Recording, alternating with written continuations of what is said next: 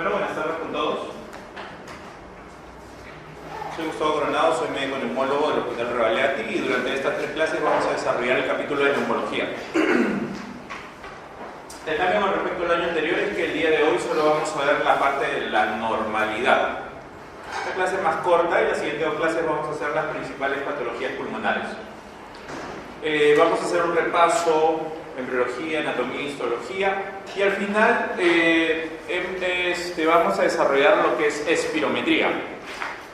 No es su obligación en realidad poder ser excelentes lectores de una espirometría, pero sí tener idea de los conceptos principales. Acá no todos van a ser neumólogos, pero en algún momento les va a tocar ver un examen de estos. Al pie de cada diapositiva van a encontrar la referencia si es que desean hacer una revisión posterior con respecto a alguna duda, al tema. Lo pueden ver o lo podemos conversar, no hay problema. La primera parte es el desarrollo pulmonar. Con respecto a la embriología de los pulmones, durante las primeras etapas del desarrollo el sistema presenta comunicación con el sistema digestivo y esto se ve desde la semana 4, 6 o 7. Lo que ocurre es que el pulmón va a formarse, o mejor dicho, el sistema respiratorio va a formarse de una evaginación del intestino anterior. Cuando se ve la imagen de la formación del embrión, este intestino primitivo va a formar un tubo ciego y de este es que se va a formar la hendidura. Creo que por acá hay un gráfico. Se tiene que el embrión de 4 semanas se forma lo que llamamos evaginación de la pared ventral del intestino anterior. Y es aquí evaginación que se llama divertículo respiratorio. Las primeras malformaciones congénitas que se van a describir por desarrollo se pueden presentar a partir de las 4 semanas. Acá está la gráfica para entenderlo mejor. Lo que tenemos es el intestino anterior. Y a partir de se va a formar una evaginación. En realidad empieza más pequeña, acá está un poco más desarrollada, una evaginación a nivel anterior, porque cuando ustedes, ya es vasto conocido por todos, el sistema respiratorio se encuentra por delante de la vía digestiva. Cuando hablamos de cáncer, vamos a hablar mucho de la correlación clínica, no solo para su examen, sino para el conocimiento en general. Cuando hablamos de cáncer de esófago, siempre hacemos una broncoscopía para evaluar si hay invasión o no de la tráquea, ya que ambas están juntas, y acá está en la embriología por qué están juntas. Esta hendidura que se va formando, que tiene la numeración número 1, va a ir formando la membrana traqueoesofágica. Esta membrana traqueoesofágica lo que va a hacer es separar, como su nombre lo dice, la tráquea del esófago. Cuando hay malformaciones y se presentan las fístulas traqueoesofágicas es porque la malformación está a ese nivel. Como les mencionaba, si hay un cáncer de esófago, algo básico para poder evaluar es hacer una broncoscopía y evaluar si es que el esófago ha invadido la tráquea. Ahora, cuando tenemos cáncer a nivel de la vía traqueal, que es más raro, también podemos evaluar el esófago, aunque no es de rutina, podemos evaluar el esófago a través de una endoscopía o ecoendoscopía. ¿Qué es una ecoendoscopía? Me van a disculpar, no me entrego plumón de pizarra ni nada de eso. Una ecoendoscopía es hacer una endoscopía alta y en la punta del endoscopio tiene un ecógrafo. Entonces, va avanzando a nivel del esófago y el ecógrafo se sitúa para poder observar su relación con la tráquea. Nos sirve para evaluar de la misma forma invasión de pared. A propósito que hablamos de cáncer tráquea, el cáncer de pulmón en la tráquea es muy raro, muy raro. Cuando hablamos de cáncer de pulmón, vamos a buscar metástasis, ya que estamos hablando acá de invasión por cáncer, principalmente en cerebro, en hueso, en hígado y en glándulas suprarrenales, hablando de metástasis extrapulmonar. También se habla de metástasis cuando se tiene derrame pleural o se tiene metástasis al pulmón contralateral. Ha sido publicada hace más o menos 6 a 8 meses la 8ª clasificación TNM para cáncer de pulmón. En esta nueva clasificación se basa más que todo en la supervivencia de los pacientes. Cuando ustedes hagan epidemiología, seguro el doctor les va a explicar. Las tablas de supervivencia que se hacen Y el cáncer de pulmón, ¿por qué es tan importante estudiarlo? Porque a los 5 años casi todos están muertos, si es que lo agarramos en estadios avanzados. ¿Y cuál es el problema con el cáncer de pulmón? Es que no da síntomas.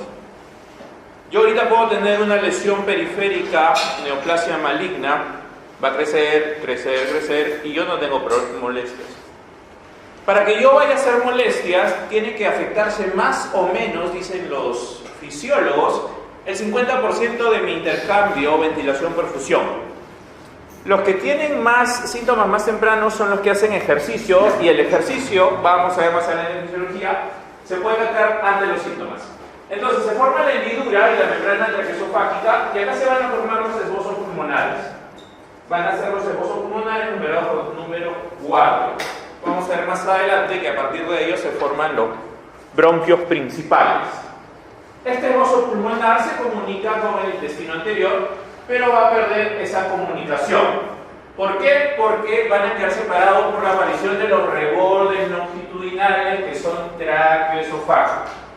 Esa es la separación entre tráquea y esófago. Ahora, acá está la continuación de la figura anterior. Si nosotros tenemos la faringe y a partir de este se va a formar el divertículo laringotraqueal que posteriormente va a generar las vías pulmonares, acá está la abertura laringotraqueal.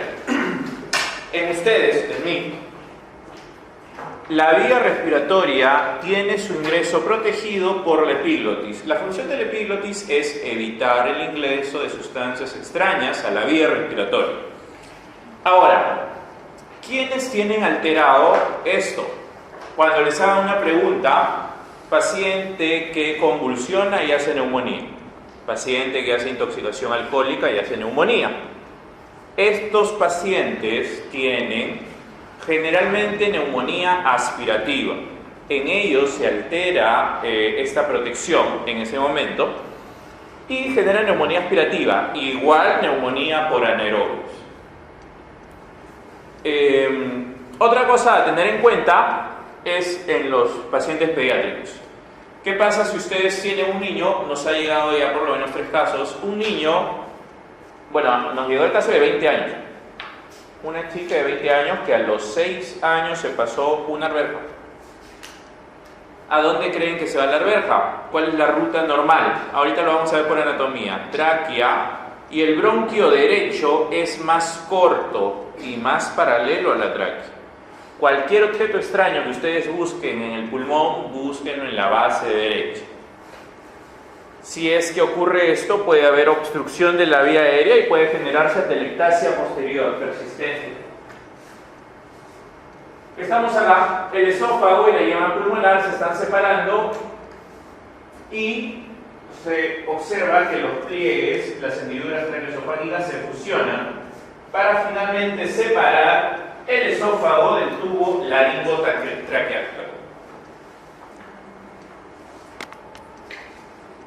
Cuando se separa el intestino anterior del esbozo pulmonar, se forman lo que hemos visto, la tráquea y las 12 vacunaciones laterales como esbozos pulmonares. Para la quinta semana, ambos esbozos se dan y forman los bronquios principales, izquierdo y derecho. ¿Cuál es la importancia del bronquio izquierdo y del bronquio derecho? El bronquio derecho, como ya lo mencionaba, el bronquio derecho es más corto, más grueso y más paralelo a la tráquea. En términos sencillos, sería la continuación natural de la tráquea. A diferencia del bronquio izquierdo, que es más delgado, más angulado y más largo. Entonces, por lógica, si tengo un objeto extraño que pasa a la tráquea, es más fácil que se vaya al lado derecho que al lado izquierdo. Cualquier objeto extraño lo vamos a buscar en la base derecha. ¿Y de dónde es más difícil que salgan las cosas? Del lado izquierdo. Por eso es que las formaciones bronquiectásicas son más frecuentes en el pulmón izquierdo, cuando han hecho comparaciones de serie de pacientes y todos.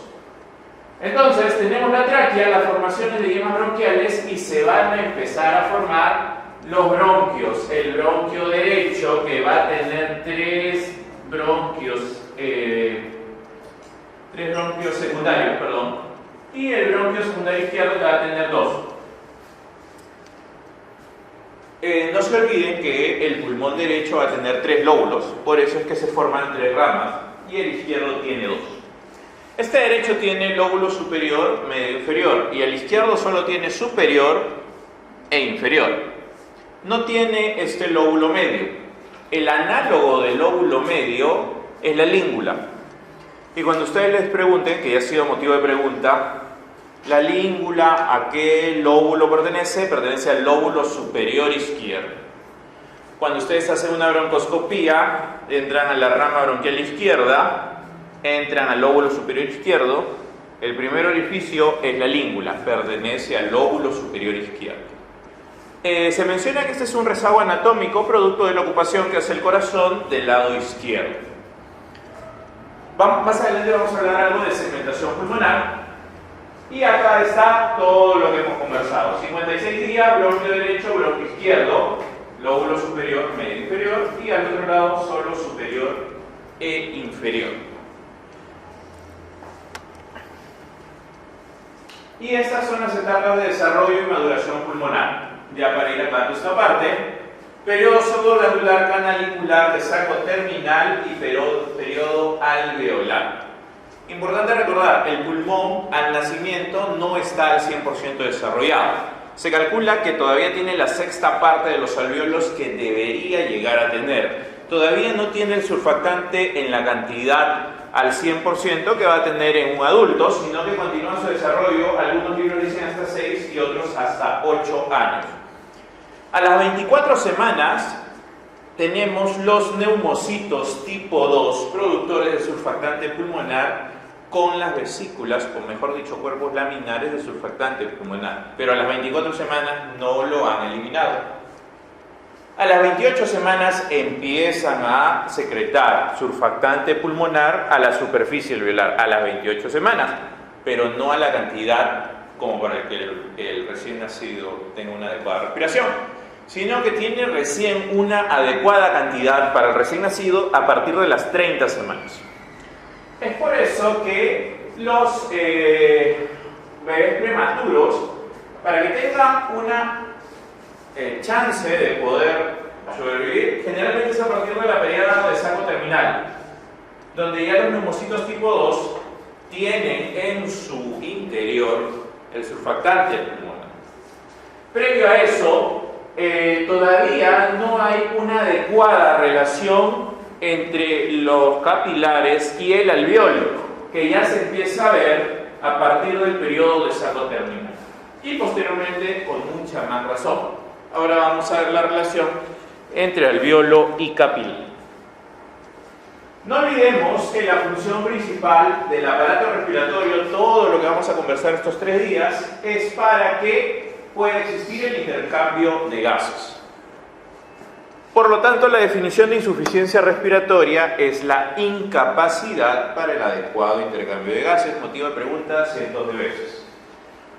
La vía respiratoria es compleja en cuanto a su anatomía y fisiología, y lo dividimos en áreas de intercambio gaseoso, de conducción y caja torácica. Todo esto para la actualización de la Escuela de Medicina de la Universidad Católica. Este intercambio de gases tiene lugar en los alvéolos, que son estructuras huecas, hemisféricas, terrestres de diámetro, cuyo contenido aéreo está en permanente renovación.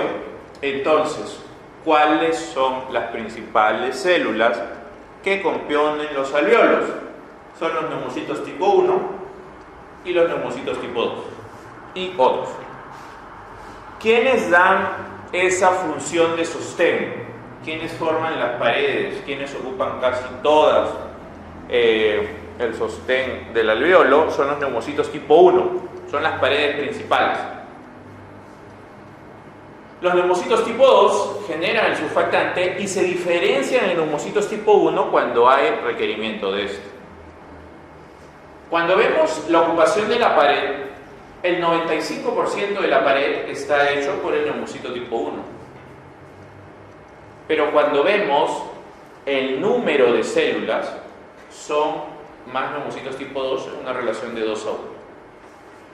Ustedes ahorita se hacen una inspiración, el 80% de su ocupación en el pulmón es aire, solo el 10% es tejido pulmonar y el otro 10% es sangre. Lo que ocurre es que el pulmón tiene una extensa área para el intercambio de gases. Algunos libros, como La fisiología de West, dicen que es entre 50 a 100 metros cuadrados. Y otros libros, como Fishman, dicen que ocupa tanto como una cancha de tenis. Si sacaran nuestros pulmones y lo abrieran, se puede tener el área de una cancha de tenis. Entonces, acá está lo que hemos conversado. ¿Quiénes están formando las paredes? Los neumocitos tipo 1 de sostén. ¿Quiénes están para producir surfactante? Neumocitos tipo 2. No olvidemos, estos espacios son los alvéolos, que existe comunicación alvéolo-alvéolo. Esa comunicación alvéolo-alvéolo es por los poros de Kohn. Nos ayuda por las leyes físicas para evitar el colapso alveolar. Además de eso, existen las comunicaciones bronquiolo-bronquiolo, que son los canales de Lambert, y las comunicaciones alveolo-bronquiolo, que son los canales de Martin. Todo esto es pura anatomía, ¿no? Otra cosa importante para poder ver aquí es la relación entre los capilares y el alveolo. Esta distancia, que según los libros es de 0.3 micras, ahí es donde ocurre la hematosis, que es el intercambio de gases. Sale CO2, ingresa oxígeno y es el motivo de todos estos estudios. ¿Podemos medir ese intercambio de gases? Sí, de distintas maneras. Medidas indirectas son un AGA y medir la presión arterial de oxígeno, un pulso oxímetro y medir la saturación de oxígeno. Pero la medida más exacta para esta unión alveolo-capilar es la DLCO. ¿Qué es la DLCO? Es la difusión de monóxido de carbono. Es una prueba de función pulmonar que mide en números reales cuánto hay de intercambio de gases. Más adelante lo vamos a seguir comentando. Entonces, neumocitos tipo 1, a pesar de ser escasas, no olviden, hay el doble de neumocitos tipo 2 que de tipo 1. A pesar de ser escasas, cubren más del 90% de superficie alveolar porque son aplanadas. Y son las que le dan la forma, el sostén y todo. Los neumocitos tipo 2 son cuboideos más numerosos y sintetizan el surfactante pulmonar. ¿Qué hace el surfactante pulmonar? Disminuye la tensión superficial, tiene una porción hidrofílica, hidrofóbica para todo esto. Ahora, el número de alvéolos es variable. La mayoría de libros les va a decir que son 300 millones. Acá en la referencia entre 200 a 600. Y la superficie varía entre 40 y 100 metros cuadrados. Estos alvéolos se disponen como depresiones en la pared de los llamados sacos alveolares, que confluyen en espacios llamados ductos. Eso creo que está, ahorita lo vamos a ver. Varios ductos se van a unir dando origen a un bronquiolo respiratorio. Cuando hablamos de vías respiratorias, no olvidemos que existen en los pulmones, se dividen por generaciones, las generaciones Z. En la vía respiratoria tenemos hasta 23 generaciones. Y según la mayoría de libros, hasta la generación 16, solo se conduce el aire, no hay intercambio de gases. A partir de la 17 hay intercambio de gases. Otros libros mencionan que a partir de la 15 hay intercambio de gases. Pero lo importante para ustedes es cuándo hay intercambio de gases. Cuando en las paredes de ese bronquiolo empiecen a aparecer alvéolos. ¿Por qué? Porque para el intercambio de gases necesito alvéolos. ¿Dónde termina la conducción? Puramente conducción. Termina en el bronquiolo terminal. ¿Y dónde empieza la respiración? Porque al final de respiración empieza en el bronquiolo respiratorio. ¿Por qué es bronquiolo respiratorio? Porque en sus paredes ya podemos encontrar alvéolos que van a participar del intercambio de gases. Y acá está, después de 4 o 7 generaciones, un grupo de bronquiolos respiratorios confluye en un bronquiolo terminal. ¿Por qué terminal? Porque no hay alvéolos, carece de alvéolos. Y acá está lo que hemos conversado. Bronquiolo terminal no tiene alvéolos. Lo siguiente es bronquiolo respiratorio y ya empieza la respiración porque ya hay alvéolos en su pared. Posteriormente va a seguir la división. Hablando de las generaciones, se menciona que hay una zona puramente de conducción, una zona de transición y una zona respiratoria. Solamente conducen hasta la generación 16. La 17, 18 y 19 conduce y a su vez ya participa en el intercambio. Y de la 20 a la 23 solo se hace respiración. Solo se hace respiración. Por lo mencionado, yo voy a tomar aire y una parte del aire que yo tome no va a estar en contacto con alvéolos, no va a haber intercambio. Eso es el espacio muerto anatómico. Es 150 mililitros. Ahora, ¿de dónde han sacado ese cálculo? Para comenzar, cuando ustedes lean cualquier libro, no solo para función respiratoria, sino cardiovascular, digestivo, todo, los estudios han hecho tomando de promedio el peso de 60 kilos para una persona. 60 kilos. Y los estudios de fisiología respiratoria dicen que nosotros consumimos 8 mililitros para la ventilación, 8 mililitros por kilo.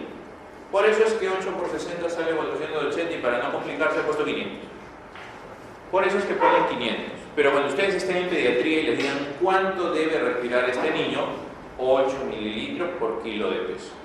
Cuando estén en UCI, si alguno va a ser uciólogo, ¿cuánto le van a poner de parámetros a su ventilador? De 6 a 8 mililitros por kilo de peso. Porque actualmente ya se sabe que intentamos tener mínimo volumen para una adecuada respiración. Ya de estos 500, 150 no van porque se quedan en la zona de conducción. 350 sí participan del intercambio de gases. ¿Dónde inicia la vía aérea? Inicia en las narinas. Las narinas son el ingreso a las fosas nasales. La región de salida posterior se llaman las coanas. ¿Dónde termina la vía respiratoria? Termina en la pleura en contacto con el diafragma y en el mismo diafragma. No olvidemos que el diafragma es el músculo principal de la inspiración. ¿Y cuál es el músculo principal de la expiración? No hay. Si alguna vez les preguntan, creo que se han preguntado, ¿cuál es el principal músculo expiratorio? Tienen que buscar la clave. No hay, o tienen que buscar la clave. Es de manera, ¿cómo se llama esto? Se da por la elasticidad pulmonar. O sea, el pulmón, el diafragma lo abre, inspiración, y la expiración es el retorno normal del pulmón. Ningún músculo en particular es importante para una expiración. Además de eso, recordar que el diafragma está inervado por el nervio frénico. El nervio frénico tiene sus raíces en C3, C4, C5. Es por eso que en trauma vértebromedular, si se compromete este nivel cervical, el paciente va a requerir ventilador, asistencia ventilatoria y probablemente quede dependiente de una máquina.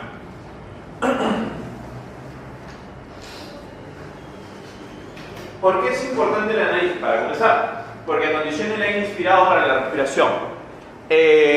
No olvidemos que en toda la vía respiratoria tenemos un mecanismo mucociliar. El mecanismo mucociliar, que es bastante grosero en la nariz y posteriormente se hace más fino, tiene el trabajo de eliminar cualquier agente extraño y sacarlo de la vía respiratoria. Este mecanismo es dependiente de tener cilios mucociliares, cilios que tengan un movimiento adecuado y moco que esté adecuado. El mejor ejemplo donde no funciona eso es la fibrosis quística. ¿Por qué? La fibrosis quística tiene una alteración a nivel del canal CFTR. Esta alteración del canal CFTR produce una alteración en los iones. Generalmente ion cloro es el que hace el diagnóstico. Y lo hace el diagnóstico porque aumenta su concentración. Dicho sea de paso, la concentración se hace por una medición de concentración en el ion cloro en la piel. Antes, en los casos severos, sabían que era fibrosis quística porque su sudor era demasiado salado. Probaban el sudor, era demasiado salado con respecto a otras personas. Pero bueno, esto produce acumulación de secreciones en la vía respiratoria por alteración del canal CFTR. Esta alteración produce una denudación y muerte celular del epitelio respiratorio. Entonces, tienes moco que no puedes mover y tienes células que están muertas y que no van a mover, y los cilios menos porque el moco es demasiado denso. Se forman los tapones de moco y las bronquiectasias y las infecciones a repetición. Infecciones a repetición, y el paciente con fibrosis quística les van a preguntar a ustedes, ¿de qué se muere el paciente con fibrosis quística? Del compromiso pulmonar. Va a tener compromiso pancreático, puede tener compromiso testicular, pueden hacer diabetes, las mujeres pueden hacer alteración de la trompa, a nivel de las trompas, pero ¿de qué se mueren? De las infecciones y el compromiso pulmonar. El principal germen causante de muerte o que le da el peor pronóstico a la fibrosis quística es Pseudomonas aeruginosa. Pseudomonas en pulmón es quizá uno de los gérmenes más difíciles de tratar. En las siguientes clases vamos a ver que cuando tengamos Pseudomonas, la forma correcta de tratarlo es con 2 antibióticos mínimo 2 semanas en aparato respiratorio. La continuación de la nariz va a ser la faringe, donde se va a conectar la boca. No olvidemos que la faringe tiene 3 porciones: nasofaringe, orofaringe y laringofaringe. La nasofaringe es importante porque es la unión en la parte posterior, para que en los pacientes muy constipados no se vayan a morir por estar lleno de moco. La orofaringe es la relación con la cavidad oral, y es importante cuando un paciente tiene trastorno del sensorio. Un paciente con trastorno del sensorio puede hacer caída de la lengua de la parte posterior.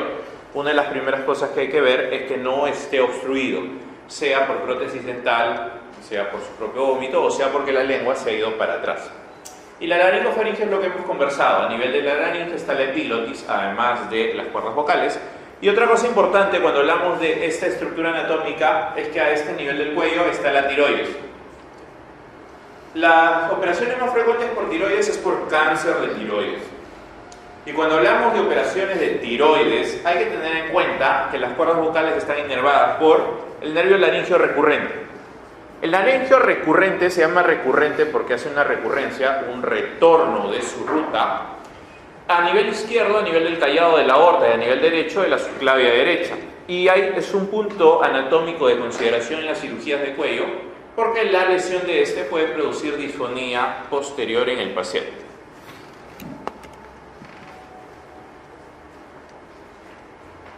Bueno, esto ya lo conversamos. La laringe es el órgano muscular cartilaginoso de la fonación.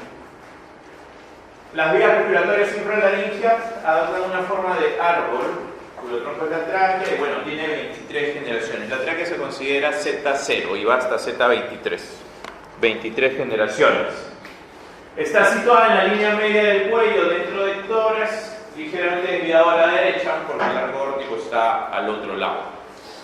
El árbol bronquial está tapizado por una mucosa de epitelio ciliado. Es un epitelio cilíndrico ciliado, con un aspecto pseudoestratificado porque los núcleos están a distintos niveles pseudoestratificados, y que va a ir disminuyendo el tamaño de este cilindro, células cilíndricas, va a ir disminuyendo hasta quedar en el bronquiolo terminal con el menor tamaño para posteriormente ya participar del intercambio de gases. Ahora, cuando hablamos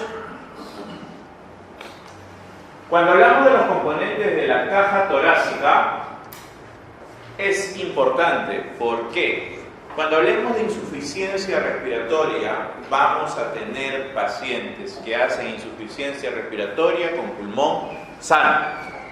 Ejemplo, trauma vértebromedular, lesión de nervio frénico, el pulmón está perfecto y el paciente no respira, va ventilado. Ejemplo, síndrome de Guillain-Barré. Y el paciente tiene un pulmón perfecto y termina en ventilador. Estas insuficiencias respiratorias son las insuficiencias tipo 2. Cuando hablamos de insuficiencia respiratoria, la clasificación más actual nos dice que son 4 tipos de insuficiencia respiratoria. La tipo 1 o hipoxémica, que generalmente en la hipoxemia, se produce como casi característica que la lesión es pulmonar. El mejor ejemplo, neumonía severa. Paciente con neumonía severa, hipoxemia, va ventilado. Tipo 1. Tipo 2, hipercápnica. En este caso el paciente generalmente empieza a elevar CO2 y generalmente el pulmón es sano. Ejemplo, Guillain-Barré. Un Guillain-Barré que progresa puede hacer insuficiencia respiratoria. La insuficiencia respiratoria tipo 3 es la asociada a las operaciones, la postoperatoria. Se genera por atelectasias en el postoperatorio. Y si la atelectasia es de importancia, el paciente está postrado y no puede colaborar con la respiración, también puede terminar con suplemento de oxígeno o ventilador. Y la tipo 4 es la asociada al shock.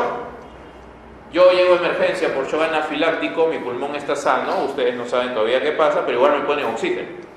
Porque el paciente con shock requiere oxígeno suplementario hasta que se resuelva su cuadro de fondo.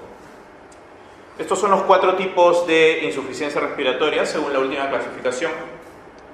Las otras clasificaciones son un poquito más antiguas, la aguda, la crónica reagudizada. Esta que hemos conversado es la más actual. Y no quita que un paciente pueda tener 1, 2 o 3 mismos mecanismos. Diagnóstico, insuficiencia respiratoria tipo 1, guión 2, guión, lo que a ustedes les parezca que corresponde. Entonces, no todo es el pulmón, se necesita integridad de la caja torácica, de los músculos, de los nervios y del sistema respiratorio que lo comanda para poder tener un adecuado ventilación y respiración. Los componentes son los huesos y los músculos.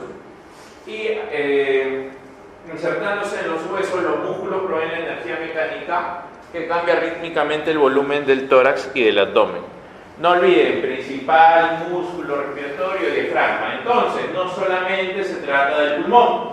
Tiene que ver el centro respiratorio, las vías nerviosas, el tórax, que después va a traducir un adecuado movimiento pulmonar, intercambio de gases, y no todo termina ahí. Por ejemplo, una intoxicación por monóxido altera la entrega de oxígeno a nivel celular. También tiene que ver el transporte, la circulación sanguínea, y que al final se va a traducir recién en la entrega de oxígeno y en la salida del CO2. Es un mecanismo complejo. No todo tiene que ver con el pulmón, sino que hay que evaluar todas las formas. No olvidemos que el oxígeno en la sangre se va a movilizar a través de unido a la hemoglobina y disuelto en el plasma. ¿Cómo pueden medir eso? En realidad, cuando ustedes hablan de presión arterial, lo que están midiendo es el oxígeno disuelto en el plasma. Conversando con un museólogo, él me dio un ejemplo bastante sencillo, y es que es como si tuvieran una taza de café y un plato. Si ustedes tienen la taza de café llena, les va a caer un poco de café al plato, y ustedes solo miden lo del plato, que se supone que la taza de café está llena. Cuando ustedes miden la presión arterial, están midiendo lo del plato. Se presupone que esa taza está llena. Ahora, si ustedes quieren medir ese contenido de esa taza, se mide a través de la saturación de oxígeno, su pulso oxímetro o su línea arterial. Entonces, para ir avanzando, el pulmón, ¿cómo es que está constituido? Número 1, la vía de conducción que trae el aire del ambiente y lo mete hasta el alveolo, que es el número 2. Y este número 2 está en contacto con los capilares, que se encuentran en el número 3, que es el intersticio. Ahora, si ustedes recuerdan la clase de primaria, el componente del aire, solo el 21% es oxígeno. el 70 y tanto, 78% es nitrógeno. ¿Cuál es la importancia del nitrógeno en respirar? Sí es importante. El nitrógeno le da estabilidad al alveolo. Esta estabilidad evita el colapso alveolar y la presentación de atelectasias, además del nuevo trabajo para poder abrir un alveolo. Y ahí viene otra cosa clínica para recordar. Si yo estoy saturando, 93%, no me pongan oxígeno, no me van a decir tiene que llegar hasta el 100%. No. Dentro de las oxigenoterapia, tomen en cuenta que van a ponerle oxígeno a un paciente cuando sea un paciente con patología aguda pulmonar requiere oxígeno si es que su saturación está debajo del 92%. La doctora se va a emergencia, tiene neumonía severa y satura 88. Hay que poner oxígeno porque lo que debemos de tener como meta es mínimo 92. A diferencia de otros pacientes, si tenemos un paciente con un EPOC crónico, usa todo su tratamiento y va por una exacerbación del EPOC, ustedes no van a decir tengo que tenerlo por encima de 92. En un paciente crónico, la meta es tenerlo entre 88 a 92. Le van a poner oxígeno si el paciente crónico tiene saturación debajo de 88. Esto tiene otra explicación. Para comenzar, el valor de cualquiera de nosotros normal es por encima de 95% de saturación. Por encima de 95%. Y lo que hace nuestro sistema nervioso, cómo es que se activa, cómo es que hace un seguimiento adecuado de los valores de oxígeno y CO2, es que se guía de la alteración, o bueno, del aumento de CO2 en sangre.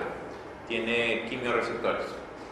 La elevación de CO2 en cualquiera de nosotros hace que hiperventilemos y que llevemos de nuevo a la normalidad de nuestro organismo. En un paciente con insuficiencia respiratoria crónica, estos pacientes hacen retención de CO2. Entonces, estos pacientes tienen persistentemente el CO2 elevado. A ellos, el CO2 ya no les es un estímulo a nivel central para poder controlar su respiración. Para ellos el estímulo es la caída del oxígeno. Entonces, si el paciente hace un cuadro agudo sobre su cuadro crónico respiratorio y su único estímulo es que el oxígeno baja y ustedes buenamente le suben el oxígeno, ya no tiene estímulo. Ese paciente se va a quedar en el hospital más tiempo, se va a hacer dependiente de oxígeno probablemente, o se les va a complicar de manera innecesaria. Entonces, no se olviden, si es un cuadro agudo, solo ponen si está debajo de 92, y si es un cuadro crónico, si está debajo de 88.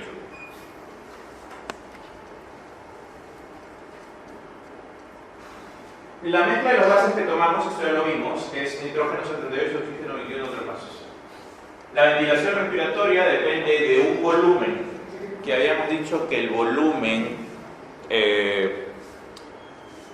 tidal o volumen corriente es 500 mililitros para una persona adulta según los libros y una frecuencia.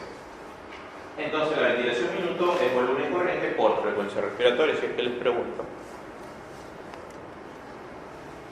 Y esta figurita es para recordar que el oxígeno es un fármaco.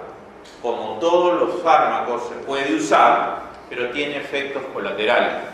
El uso innecesario de oxígeno lo que produce es radicales libres a nivel de la vía respiratoria, produce oxidación o superoxidación a nivel pulmonar. En los neonatos puede producir fibroplasia retrolental, en algunos pacientes puede producir empeoramiento de su cuadro de fondo y en la mayoría el uso de oxígeno innecesario prolongando la estancia hospitalaria, el gasto y en muchos de ellos llevar oxígeno que no es bueno para ellos, además de lo que hemos conversado, el oxígeno innecesario barre nitrógeno y colapso alveolar.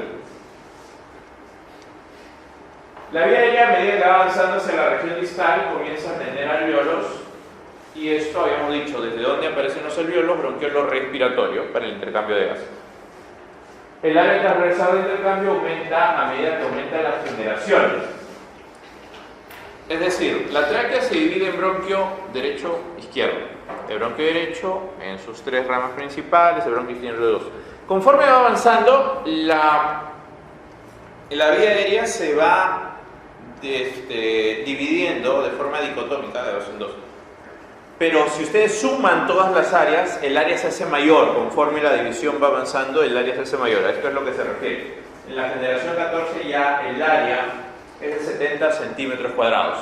Eso quiere decir que las resistencias, eso es parte de fisiología, la resistencia al paso de aire está en las primeras generaciones. Posteriormente ya no hay resistencia al paso de aire porque el área total es muy amplia y el aire puede pasar. No hay problema. Acá está lo que hemos conversado, zona de conducción hasta 16, de transición 17, 18, 19 y a partir de la 20 ya solo respiratorio.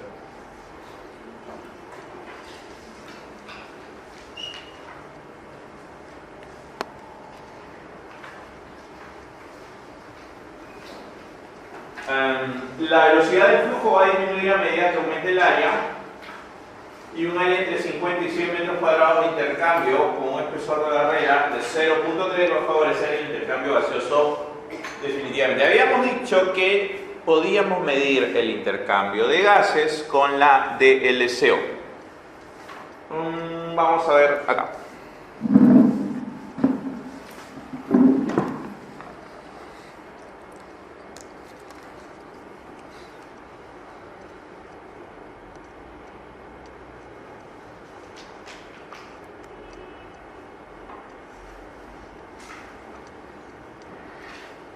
Vamos a suponer que este es un alveolo y que este es un capilar. Primero, ¿cómo se mide? Hasta acá debe llegar el oxígeno y el oxígeno va a pasar al capilar. Entonces, ¿qué hicieron los fisiólogos? Dijeron, no hay que darle oxígeno, hay que darle CO. ¿Por qué monóxido de carbono? Porque se dieron cuenta que el monóxido de carbono difunde 200 veces más rápido que el oxígeno, entonces la prueba les va a salir más rápido. Entonces, ¿en qué consiste la prueba? La prueba consiste en que al paciente le colocas un neumotacógrafo, un tubito grueso en la boca y le tapas la nariz. Y le vas a decir, haga inspiración profunda y contenga la respiración. Y contenga. Y lo que tú le estás dando a través de ese tubito es monóxido de carbono. Cuando tú le dices contenga la respiración, lo que estás haciendo es que el monóxido de carbono llegue a los alveolos y difunda 200 veces más rápido que el oxígeno. Si tú le entregas una cantidad X y después le digas expire y te devuelve una cantidad Y, debe haber una diferencia. Y con esa diferencia ustedes calculan qué porcentaje de monóxido pasó a la vía respiratoria. Se considera normal entre 80 a 120% de difusión de monóxido de carbono. Si es que el espacio intersticial está engrosado, va a pasar menos monóxido de carbono. Y el mejor ejemplo son las enfermedades intersticiales. En las enfermedades intersticiales hay engrosamiento del espacio intersticial y entonces van a ver su DLCO y cuando ustedes les pregunten ¿qué medida o qué examen es el primero que puede usar para medir alteración de fibrosis pulmonar hepática? DLCO.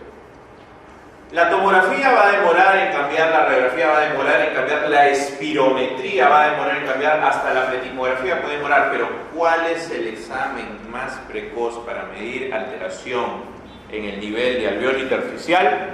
DLCO.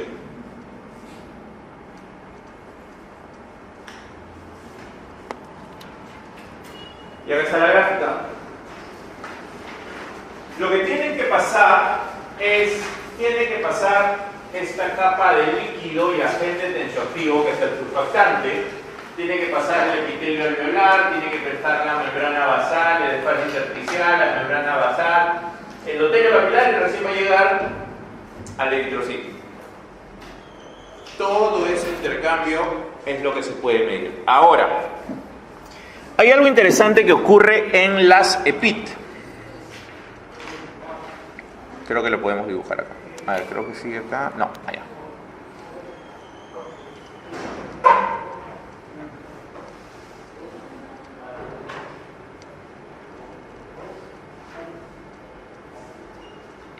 ¿Ustedes se han puesto a pensar cómo es que pasan los eritrocitos por el capilar? Eso se han puesto a discutir los fisiólogos y también se puede ver. Ellos se han dado cuenta que si ustedes tienen un alveolo y tienen un capilar, los eritrocitos pasan en fila. Vamos a tomar un eritrocito y lo vamos a pasar para acá. Entonces, este eritrocito entra a contacto con el alveolo y va a pasar el contacto con el alveolo y va a salir del contacto con el alveolo.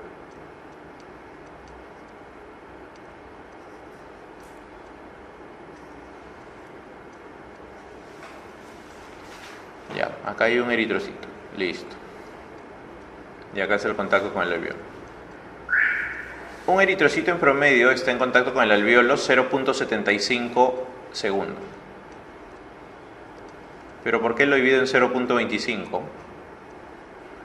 Porque cuando el eritrocito o hematíe llega al contacto con el alveolo, en una persona sana le basta el 0.25 para llenarse de oxígeno. Y este 0.5 ya no capta oxígeno, pasa sin captar oxígeno y sale. ¿Qué pasa cuando hacemos ejercicios?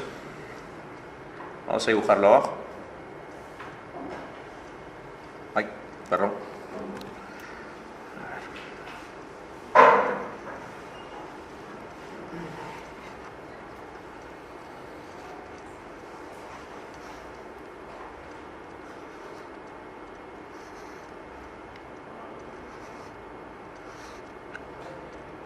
Cuando hacemos ejercicios, igual toma su 0.25, pero hay algo distinto.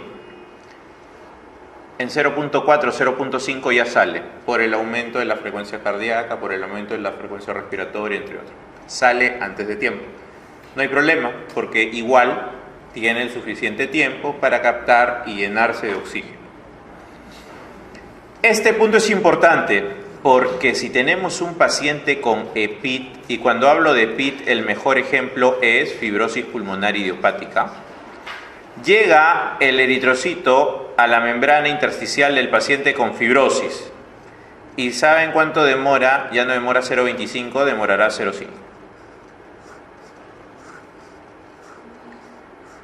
Por eso al paciente con fibrosis pulmonar, ustedes le dicen, ¿y hace cuánto comenzó? No sé, hace 2 meses, pero ustedes ven su tomografía y Story le dicen, no, esto no está hace 2 meses, esto está hace tiempo. Solo que si el paciente no hace esfuerzo, no va a sentir el cambio, porque él ya no va a tomar 0.25, va a tomar 0.5. ¿Eso le va a traer alguna molestia clínica? No, porque igual le sobra el tiempo a su eritrocito para captar el oxígeno. ¿Cuándo es que el paciente con EPIT capta la molestia? Cuando hace esfuerzos y su eritrocito tiene que salir en 0.4 y él necesitaba 0.5, entonces él dice, yo me cansaba cuando hacía esfuerzo. Cuando estaba tranquilo no tenía molestia, pensé que era algo normal, la edad, el envejecimiento, el sobrepeso. Y esa es la explicación de por qué el paciente con EPIT hace disnea de esfuerzo, que se hace progresiva por el aumento del espacio intersticial.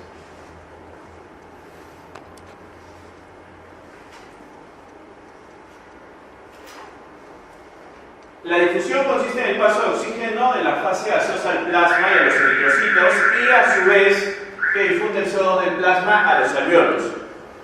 Cuando hacemos inspiración, hay intercambio de gases. Cuando hacemos expiración, no se olviden que queda un volumen residual en los pulmones. ¿Y cuál es la explicación para que haya un volumen residual? Lo primero, para que no haya colapso alveolar, para que no colapse el pulmón, porque si no sería un trabajazo a cada rato tener que abrir un pulmón colapsado.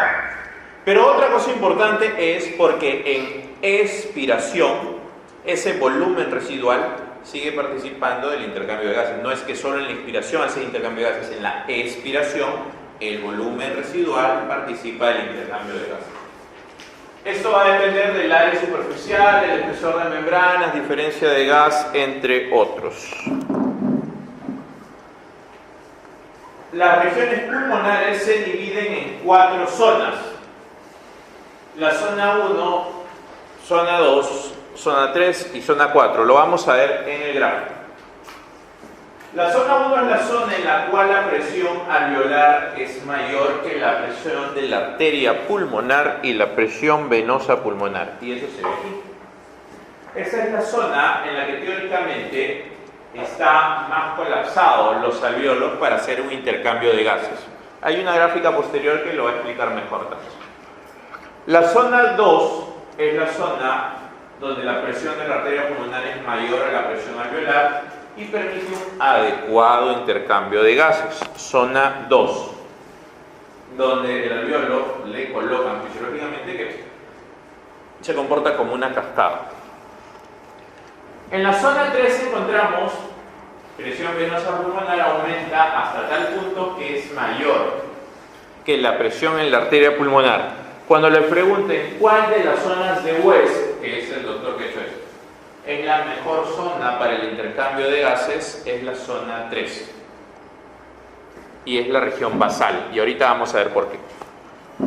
Y la zona 4 es una nueva zona que ha sido incluida, que es cuando hay expansión del espacio pulmonar intersticial, origina presión pulmonar intersticial. Y origina una zona 4, cuyo flujo es menor al de la zona 3. De todas maneras, en el gráfico también participa. Pero lo más importante, ¿cuál de las zonas de West es la mejor para intercambio? La zona 3 de distensión. Y está en la región basal. ¿Y dónde es que hay menor intercambio? En la región apical. Y para eso hay una gráfica. Está ahí, ahorita lo vemos. Que se va a explicar acá. La relación ventilación-perfusión. La relación ventilación-perfusión va a expresar la cantidad de ventilación respecto a la perfusión. Y esto se considera que dicho coeficiente es mayor en los ápices y su valor disminuye a medida que vamos a las bases. Todo ese palabreo se explica acá. A ustedes les van a preguntar ¿dónde hay más flujo sanguíneo? Se van a flujo sanguíneo. ¿En la base o en el ápice? La gráfica dice que en la base. Y también les van a preguntar ¿dónde hay más, dónde está mejor ventilado? ¿La base o el ápice? También en la base. Cuando les pregunten de forma aislada, la base siempre va a estar mejor ventilada y mejor perfundida. Pero la clásica pregunta es la relación ventilación-perfusión. Y cuando hacen la relación ventilación-perfusión, es relativamente mejor ventilado el ápice y relativamente mejor perfundido la base. Por eso es que las tuberculosis son más apicales, porque en todo el pulmón es relativamente más oxígeno, más ventilación en el ápice. Y la región basal, donde hay más metástasis sanguíneas, en las bases, porque relativamente hay más flujo sanguíneo en las bases que con respecto al ápice. Cuando veamos, creo que en la otra clase vemos una tomografía de metástasis, es más en la región basal. La vasculatura pulmonar es un circuito de baja resistencia. Cuando hablamos de la vasculatura pulmonar, del sistema circulatorio pulmonar, tiene la octava parte de presión que la presión arterial sistémica. ¿Cuál es la presión normal, la presión media en la arteria pulmonar? 15 milímetros de mercurio. Cuando hablamos de hipertensión pulmonar, cuando este valor está por encima de 25 milímetros de mercurio. ¿Cómo miden la presión en la arteria pulmonar? Con algo que se llama cateterismo cardíaco. El cateterismo cardíaco es un examen para medir presiones tanto a nivel derecho e izquierdo. Además de eso, nos sirve para evaluar el sistema coronario y el flujo sanguíneo valvular. Esto es importante cuando les pregunten cuál es la causa más frecuente de hipertensión pulmonar. Ustedes van a decir por cardiopatía. Las cardiopatías son la causa más frecuente de hipertensión pulmonar, secundaria a cardiopatía. Un aumento en el gasto cardíaco va a generar una distensión de los vasos y una caída en la resistencia vascular pulmonar. Y acá hay unas cosas para recordar. El óxido nítrico es una sustancia endógena de carácter vasodilatador. Vasodilatador. La endotelina es vasoconstrictor y es el más potente producido en el pulmón. Endotelina. Otra cosa para recordar es que las concentraciones de CO2 y oxígeno van a influir en el tono vascular. Eso lo van a ver en hipertensión endocraniana. Paciente con hipertensión endocraniana tiene un aumento del tono vascular y dentro de las medidas temporales de manejo de hipertensión endocraniana les va a decir hiperventilación.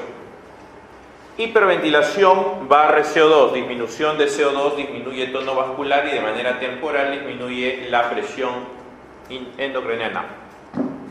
En neurología seguro les van a explicar mejor.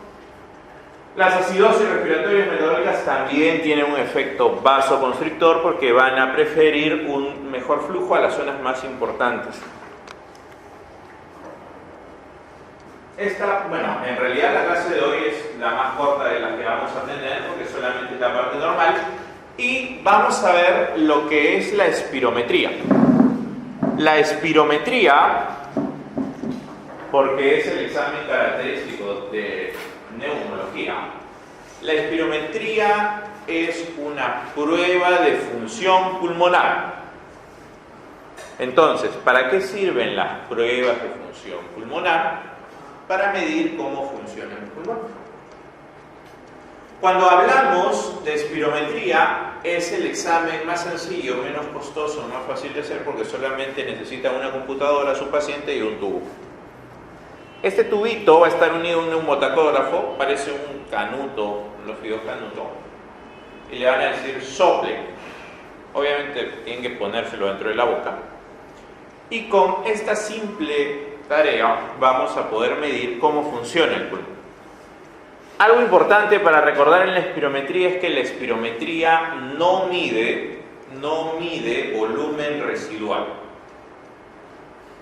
No mide volumen residual. Creo que no hemos visto. No, más adelante está la gráfica del volumen.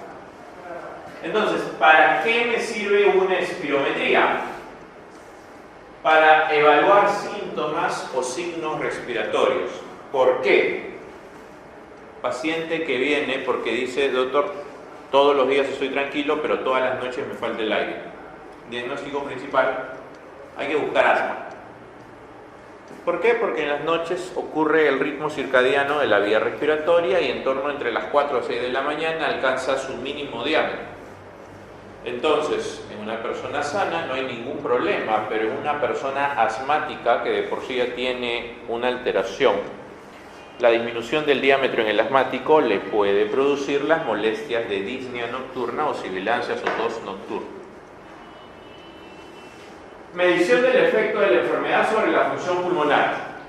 Tienen un paciente con fibrosis pulmonar, ustedes están en la mina y les han dicho acá está el espirómetro. Quieren saber cómo está su paciente, una manera sencilla es una espirometría. Vamos a verlo después en algunos ejercicios. Cribado de sujetos en riesgo de enfermedad pulmonar. Ese punto ahora está muy en boga porque paciente fumador, tenga o no tenga síntomas, hay que hacer la espirometría porque tiene riesgo de hacer EPOC. No importa si no tiene síntomas. Un paciente fumador sin síntomas igual va cribado para descartar EPOC. ¿Todos los fumadores hacen EPOC? No. De los fumadores más o menos el 20% nada más que hace EPOC. No todos hacen EPOC. No olviden que el cigarrillo no solamente produce EPOC, está asociado a fibrosis pulmonar idiopática, cáncer de pulmón, de cavidad oral, de vejiga, entre otros. Evaluación del riesgo en procedimientos quirúrgicos. ¿Qué pasa si yo tengo un quiste hidatídico pulmonar? O si, mejor, el ejemplo más fácil, tengo cicatrices de tuberculosis y hemoptizo. Todas las semanas hemoptizo. Entonces ustedes dicen, hay que operar. Antes de operar, hay que saber que el paciente va a tolerar vivir sin ese pedazo de pulmón. ¿Cómo miden que un paciente pueda vivir sin un pedazo de pulmón o sin todo el pulmón? Con una espirometría. ¿Por qué? Porque la espirometría, en términos sencillos, mide la función pulmonar. Voy a rayar por acá. Aquí. ¿Cuántos segmentos tiene el pulmón? Uy, acá no va a entrar.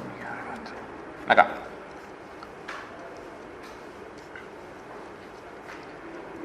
Habíamos dicho que viene la tráquea, viene el bronquio derecho, viene el bronquio izquierdo, y acá va a salir para la región superior, para la región media y para la región inferior, acá superior e inferior.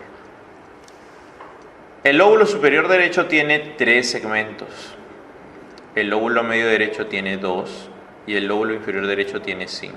En total hay 10 segmentos. En el pulmón izquierdo, el lóbulo superior tiene 5 segmentos y el inferior tiene, tiene 4 segmentos, tiene 9. Lo más aceptado es esta división, 10 y 9. Entonces lo que ustedes van a hacer, dentro de todos los valores, les voy a pasar a lo más sencillo. Van a medir el BEF1 de función pulmonar, yo lo calculo para 19 segmentos pulmonares. ¿Qué pasa si yo le hago una lobectomía superior izquierda? ¿Cuántos segmentos le van a quedar? 14, porque le estoy sacando 5 segmentos. ¿Cuánto será mi probable BEF1 postoperatorio? Algo así, en términos resumidos, es lo que se hace con la espirometría. Matemáticamente calcular cuánto va a hacer el paciente. Es un poco más complejo de eso, pero en base a eso es que se hacen todos los cálculos. Estimación de gravedad y pronóstico en enfermedades respiratorias. ¿Por qué? No es lo mismo un paciente asmático que solo hace crisis asmática una vez cada 3 meses a un paciente asmático que tiene que usar omalizumab mensual, porque si no, no le va bien. Omalizumab es un anticuerpo monoclonal, lo vamos a ver en la siguiente clase, anticuerpo monoclonal anti-IgE. Valoración del estado de salud antes del inicio de programas de actividad física intensa. Esto es para los que van a ir a hacer algún tipo de ejercicio, son deportistas calificados, entre otros, y para el examen físico rutinario. Está dentro del examen laboral de casi todas las empresas. Ahora, ¿para qué más sirve? Para monitorizar el efecto de intervención terapéutica. Si yo fumo y yo tengo EPOC y me deja mi tratamiento con tiotropio, alguien tiene que saber si estoy mejor o igual o peor. Para eso me hacen mi espirometría diagnóstica, mi tratamiento y me vuelven a hacer la espirometría. Para monitorizar el curso de enfermedades que afecten la función pulmonar, se lo vimos para monitorizar a personas expuestas a sustancias tóxicas. Y eso es el mejor ejemplo, los mineros. Los mineros son personas que están expuestas a polvos todos los días por las labores que realizan.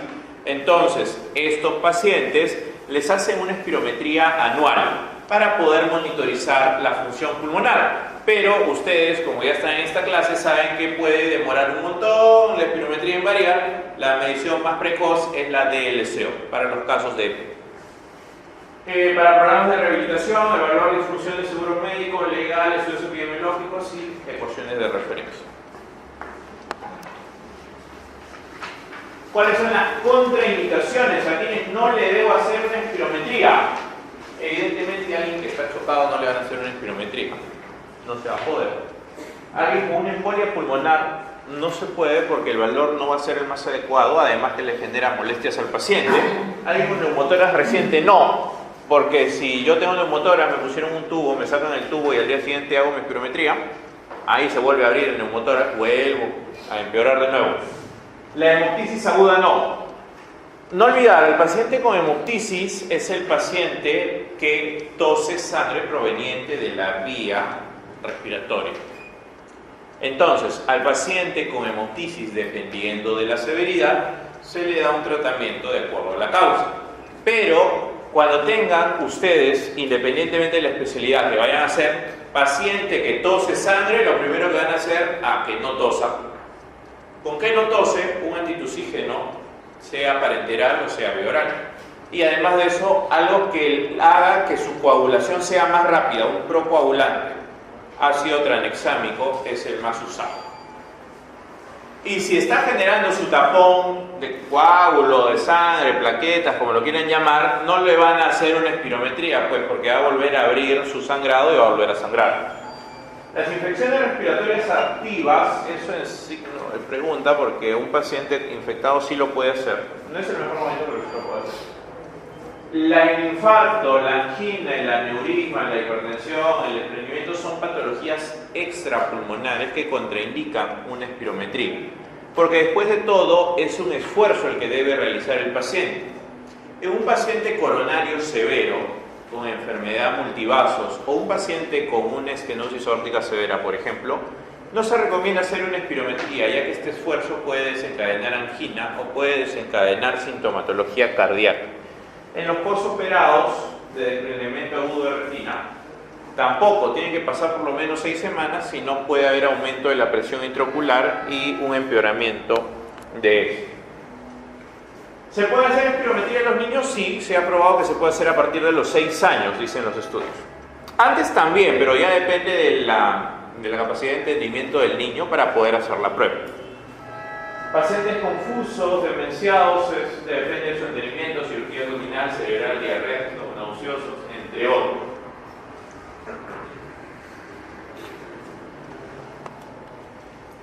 Entonces, todo lo que tiene que hacer la espirometría es para que salga este gráfico. Y este es el primer gráfico de la espirometría. Se llama curva volumen-tiempo, porque acá están los litros y acá está el tiempo. Para que sea una espirometría adecuada, se considera que debe tener un mínimo de duración de 6 segundos. Y si ustedes ven pacientes pediátricos, se considera un mínimo de 3 segundos para que tenga validez. Si no, no tiene validez. Ahora, ¿qué es este BEF1 o FEP1? Si acá yo hago esta gráfica, y esta gráfica hasta que sea horizontal, el BEF1 es cuánto de volumen en litros elimino en el primer segundo. Elimino forzado en el primer segundo. Entonces, acá en el segundo 1 trazo una línea y puedo medir cuánto he eliminado en el primer segundo. A diferencia de la FVC, que es la capacidad vital forzada. Esto es el total, todo lo que voy a eliminar al final del examen. Y el BEF1 es solo en el primer segundo. ¿Por qué es importante? Porque se han hecho estudios y se ha encontrado que en el primer segundo esta altura con respecto al total debe ser mayor o igual al 80%. O sea, si yo voy a botar 10 litros en todos los 6 segundos, en el primer segundo de una persona normal boto mayor o igual a 8 litros. Mayor o igual al 80%. Y ahora vamos a ver la explicación de por qué.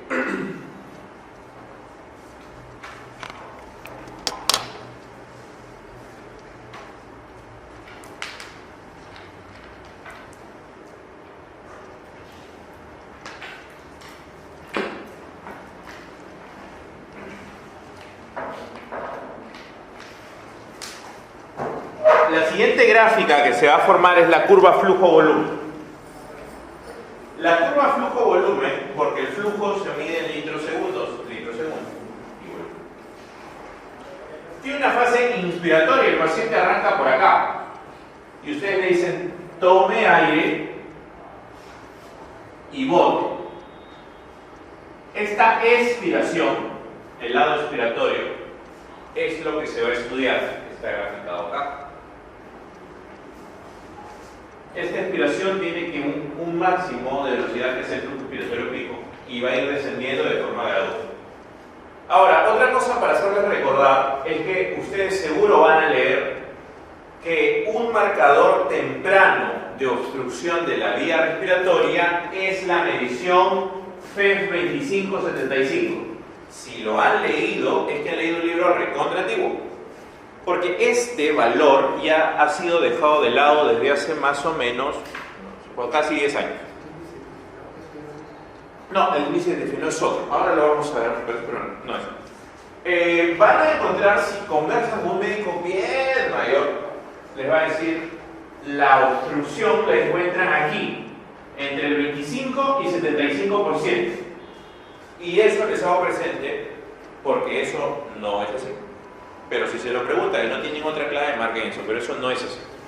Ya no tiene validez medir el flujo entre 25 y 75% de aire expirado. Esta gráfica corresponde a una espirometría lenta. La espirometría lenta es la espirometría teórica, que en la práctica no ayuda mucho, ayuda poco. Pero es la gráfica más sencilla de explicar. Lo que ocurre es que el paciente está a este nivel y lo que hace es toma aire, bote, toma aire, bote. El cálculo de este volumen es el que hemos conversado, es el volumen corriente que corresponde a 500 mililitros de una persona adulta. Pero cuando nosotros respiramos, no es todo el volumen que podemos respirar. ¿Por qué? Porque yo le puedo decir, tome todo el aire que pueda y hay un volumen mayor que el paciente puede respirar. Esa inspiración que se puede hacer, ese volumen es el volumen de reserva inspiratorio, porque hay un mayor volumen que podemos tomar. Y cuando botamos el aire, la expiración, es cierto que siempre va a haber un volumen que podemos eliminar. Si ustedes hacen una expiración, hay más aire que pueden botar.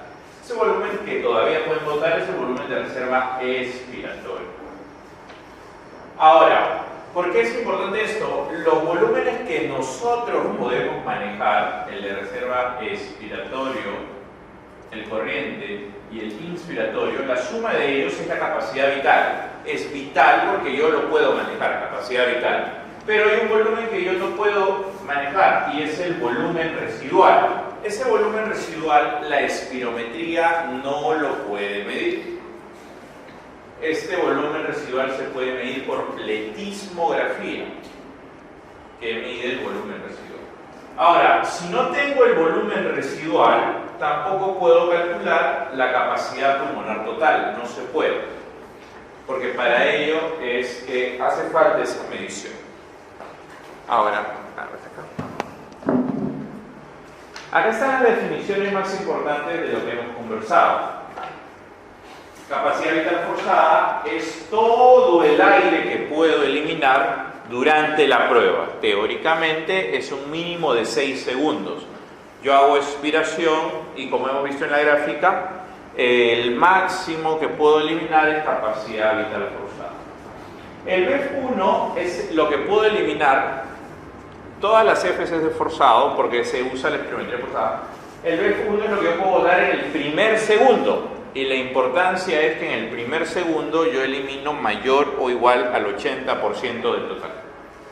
Ahora, la relación BEF1 sobre capacidad vital forzada, esta es la medición más importante cuando ustedes tienen una espirometría. Lo vamos a ver ahora en algún ejemplo, pero esta es la medición más importante. ¿Por qué? El BEF1 aislado, solo como BEF1, debe ser mayor o igual al 80%. Y si yo lo comparo con la FBC, también debe ser mayor o igual al 80% para que se considere normal.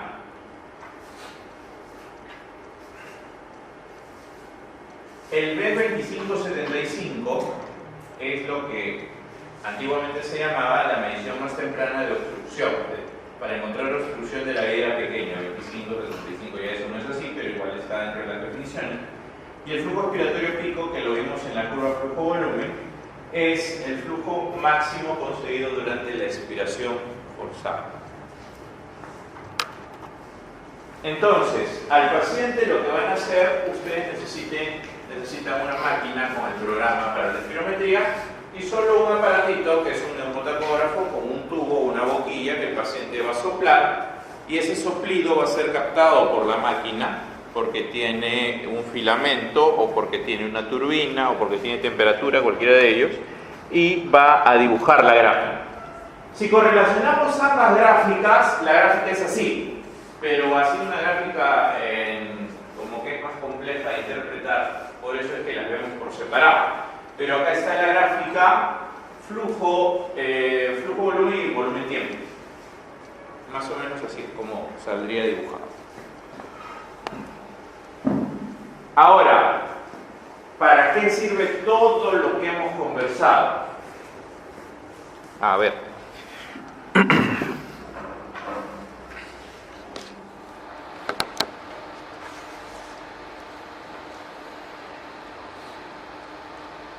Vamos a pensar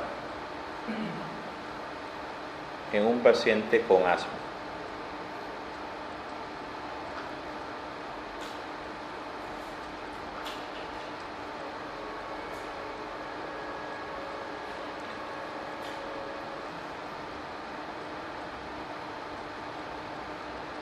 ¿Qué ocurre en el paciente con asma?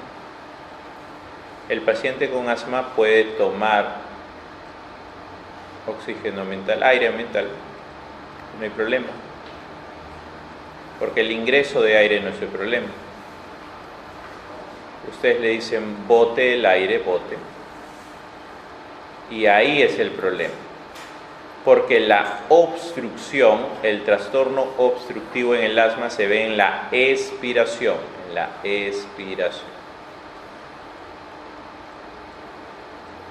Entonces, si yo tomo aire y no elimino todo el aire, ¿qué estoy haciendo? Atrapando aire.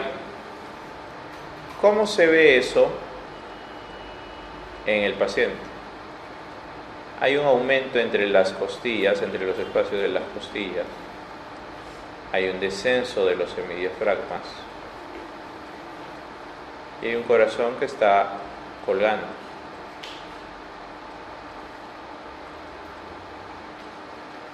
¿Por qué? Porque puedo tomar aire, pero cuando le digo bota, no puede botar todo el aire. Ahora, vamos a ver eso en la curva. Se supone que una persona normal hace esta curva punteada, esta curva de acá. Ya, pero ahora tenemos un paciente con asma. Ustedes le dicen bote el aire y al momento de botar el aire tiene dificultad para botar el aire. Entonces, ¿qué esperan ustedes? Que bote menos aire que lo que debería botar. Menos aire que lo que debería botar. Al final, él va a llegar a tener un valor de capacidad vital forzada normal. No se altera casi la capacidad vital forzada, pero sí la eliminación temprana de aire. Entonces, si yo quiero medir en un patrón obstructivo, una de las cosas que debo tomar en cuenta es el BEF1 que está disminuido. ¿Por qué? Porque tengo dificultad para botar el aire. Y si yo hago la relación BF1 sobre capacidad vital forzada, también va a estar disminuido. Porque sea solo o sea en relación con la capacidad vital forzada, hay dificultad para la eliminación del aire. De la misma forma, yo le digo, tome aire, y ahí casi no hay problema. Bote el aire, y el flujo expiratorio máximo ya no llega a ser el máximo que él podría, porque tiene dificultad para botar el aire. Es menor. Y se forma una concavidad característica de los pacientes con trastornos obstructivos. Entonces, esa es la curva de un paciente con obstrucción.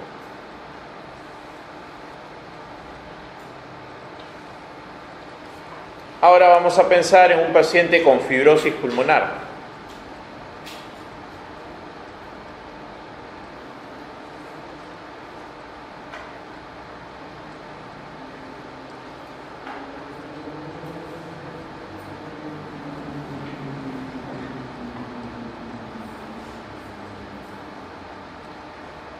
El paciente con fibrosis pulmonar lo que tiene es que el pulmón, que es como si fuera una esponja, está duro.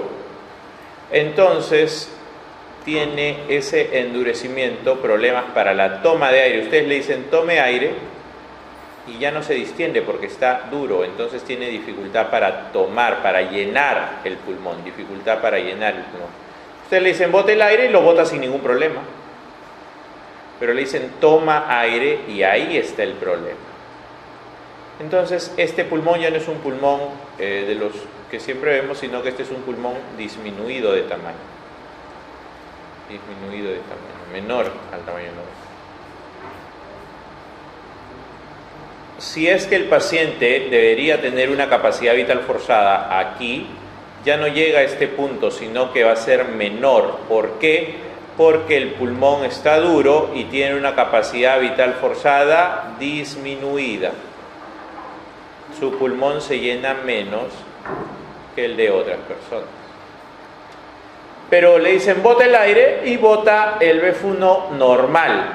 Acá se ve disminuido, pero no es disminuido porque el BF1 está alterado, sino porque toda la curva en sí está disminuida, a diferencia del paciente con obstrucción, que teóricamente tiene una capacidad normal, pero tiene dificultad para la eliminación del aire. En cambio, el paciente con restricción es como si todo su pulmón funcionara bien, pero en miniatura. Entonces, si tiene un pulmón que funciona bien en miniatura, el BF1 es normal.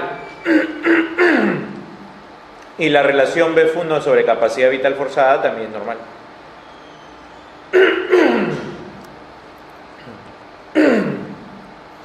Ustedes le dicen tome aire y acá está el problema. Él debería tomar todo esto de aire y ya no puede porque su pulmón está duro, solo toma esto. Toda esta zona ya no la puede tomar porque ya no tiene su pulmón esa distensibilidad que tenía previamente.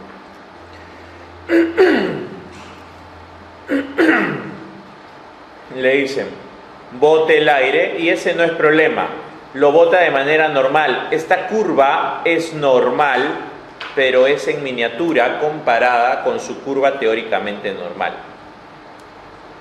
Esta curva no es de obstrucción, esta curva es de un pulmón que es más pequeño, nada más.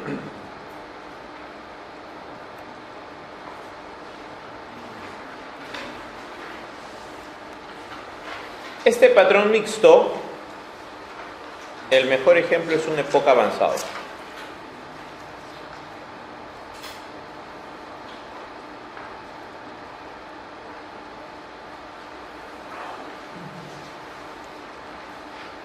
El paciente con EPOC avanzado, antes de todo hay que recordar que el EPOC avanzado lo que produce es un incremento del volumen residual. Entonces, si hay un incremento del volumen residual, ¿ustedes quieren saber qué se siente tener un incremento del volumen residual? Hagan inspiración máxima, tomen todo el aire que puedan y después boten un poquito de aire. y con ese volumen de aire traten de respirar. Eso es lo que siente el paciente con EPOC avanzado que retiene CO2. Entra el aire, pero no entra todo lo que debería entrar. ¿Por qué?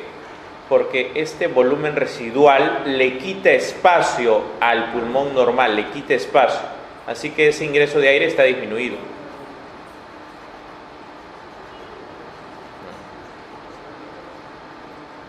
Y la salida de aire, si es un EPOC, es obstrucción, también está disminuida.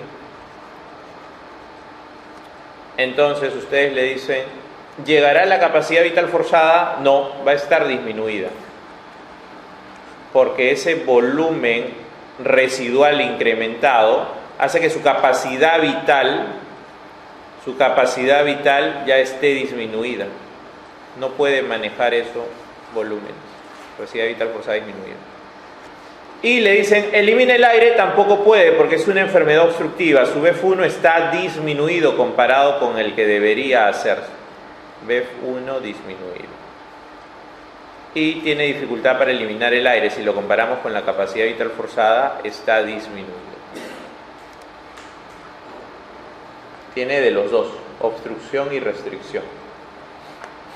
Entonces yo le digo, toma aire y de todo lo que debería tomar, solo toma esta cantidad. Porque tiene el pulmón que no puede distender por el volumen residual incrementado. Y le digo, bota el aire y tampoco lo puede botar y hace esta concavidad de los pacientes con obstrucción. Porque tiene dificultad tanto para la toma como para eliminar el aire. Ya no llega al flujo expiratorio más.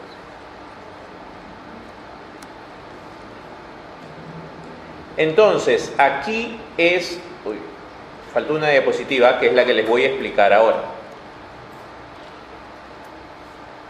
Sobre este gráfico vamos a hacer. ¿Cómo van a leer finalmente su espirometría? Supongamos, ya les expliqué todo. Lo primero que van a ver es la relación BEF1 sobre capacidad vital forzada. Es lo primero que van a ver en su espirometría. No vayan a otra cosa. ¿Cuál es el valor normal? El valor normal es mayor o igual al 80%. Mayor o igual al 80%.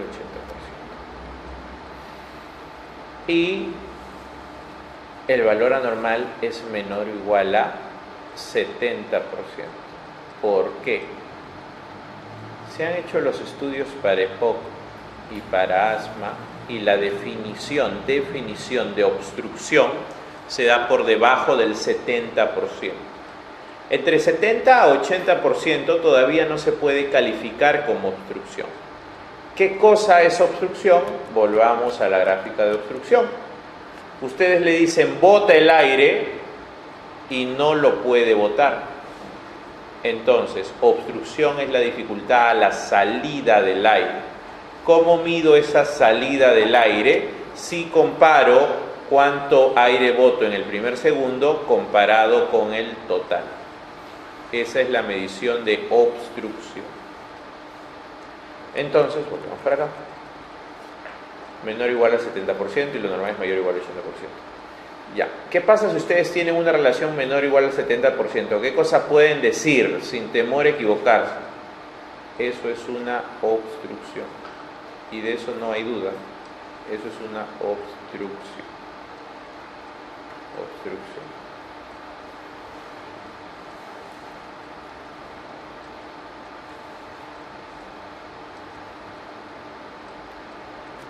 Mayor o igual al 80%, ¿qué es? Es normal.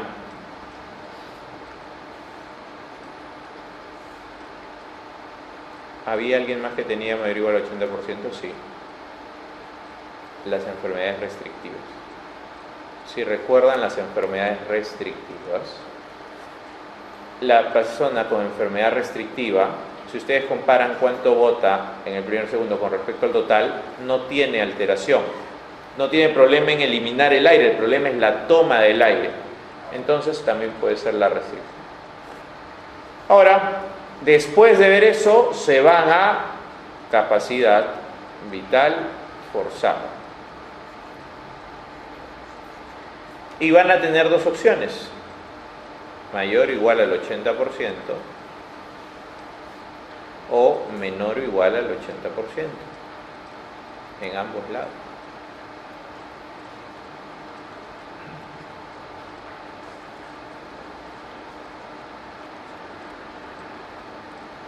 Muy bien, vamos por este lado. Habíamos dicho que la relación mayor o igual al 80% es normal. Y si tenemos una capacidad vital forzada mayor o igual al 80%, que es normal, ¿qué es esto? Normal. Esta es una espirometría normal. ¿Importa el BF1? Ya teóricamente no importa. Ahora, ¿qué pasa si tengo una relación mayor o igual al 80% y tengo la capacidad vital forzada disminuida? ¿Quién tenía capacidad vital forzada disminuida? La restricción. Porque yo le digo toma aire y ya no puede tomar todo el aire, sino que toma menos aire. El problema es la toma de aire, llenar el pulmón.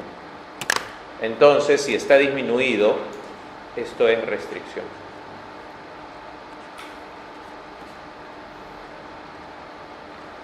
Ahora, si nos vamos al otro lado, tenemos la relación debajo del 70%, eso es obstrucción. Y le digo, ¿cómo está su capacidad vital forzada? Normal. Bueno, si está la capacidad vital forzada normal, esto es un trastorno obstructivo clásico, obstructivo simple, como quieran ponerlo.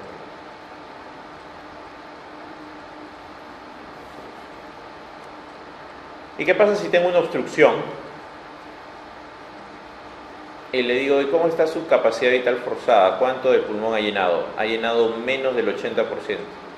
Entonces no solo tiene problemas para eliminar el aire, sino que también tiene problemas para llenar su pulmón de aire. Ya no se llena a todo lo que debería. Se parece a esto. Tiene problemas para llenar el pulmón y tiene problemas para botar el aire. Esto es...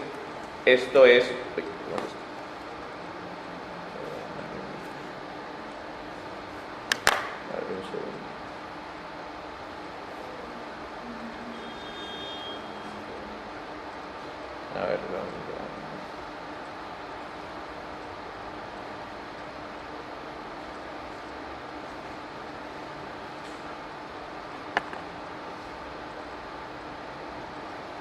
ya. Tiene problemas para eliminar el aire y para tomar el aire. Eso es mixto. A ver, un segundito, porque les iba a poner acá un ejemplo.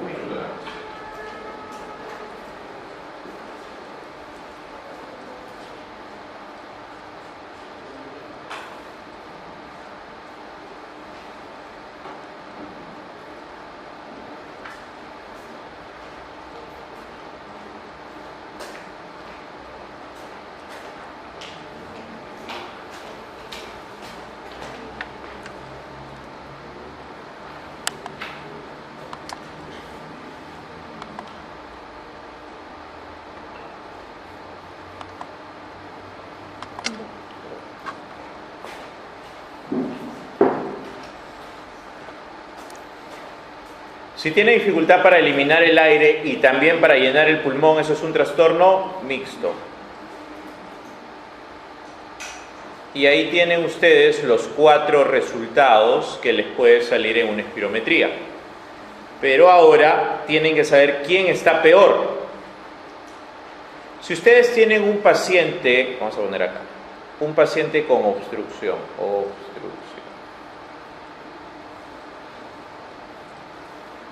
Vamos a volver a la obstrucción. Acá está. ¿Quién está peor? La obstrucción toma bien el aire, toma aire. Y le dicen bota, tiene dificultad para botar el aire. ¿Quién va a estar peor? El que bote menos aire, porque ese pulmón va a estar más cerrado. Entonces, para medir severidad en un trastorno obstructivo, nos guiamos de el BF1. Cuando tengan pacientes con asma, pacientes con EPOC y tienen que saber quién está peor, se van a guiar del BEF1. Y cuando nos vamos a las restricciones,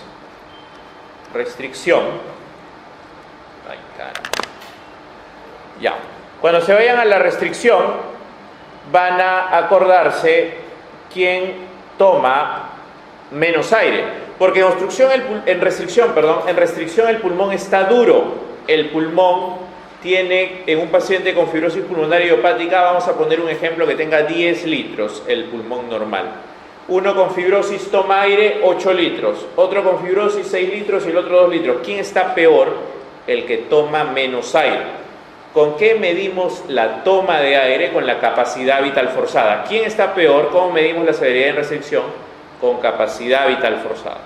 Entonces, así es como van a evaluar sus espirometrías para poder saber qué paciente está mejor o quién está peor y la respuesta al tratamiento. Obviamente la espirometría tiene otras evaluaciones que se pueden hacer, como el uso del inhalador para evaluar la respuesta, y que lo vamos a ver, me parece, en la siguiente clase con asma y EPOC. Eso sería todo. Gracias por su atención. Nos vemos en la siguiente clase.